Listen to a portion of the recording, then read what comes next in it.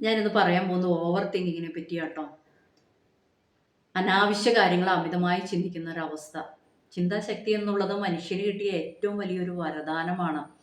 ആ ചിന്താശക്തി ഉള്ളതുകൊണ്ടാണ് ഇന്ന് മനുഷ്യൻ ലോകം തൻ്റെ കാൽക്കീഴിലാക്കിയത്. മഹാന്മാരൊക്കെ ചിന്തിച്ച് പുതിയ കണ്ടുപിടുത്തങ്ങൾ നടത്തുമ്പോൾ നമ്മളെപ്പോലെയുള്ള സാധാരണക്കാർ ചിന്തിച്ച് നമ്മളുടെയൊക്കെ മാനസികാരോഗ്യം ഇല്ലാതെയാക്കി മാറ്റുന്നു.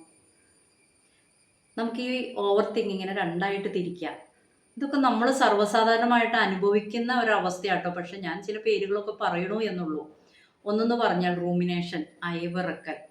ഇത് പാസ്റ്റായിട്ട് കണക്റ്റഡ് ആണ്. കഴിഞ്ഞകാല അനുഭവങ്ങൾ നമ്മൾ ചിന്തിച്ച് കുറ്റബോധത്തിൽ കഴിയുന്ന ഒരവസ്ഥ. ഇത് സ്ട്രെസ്സ്, ആൻസൈറ്റി, ഡിപ്രഷൻ ഇതിൻ്റെയൊക്കെ ഒരു റിസൾട്ട് ആകാം. അടുത്ത ഫ്യൂച്ചർ ഫോക്കസ്ഡ് വെറി.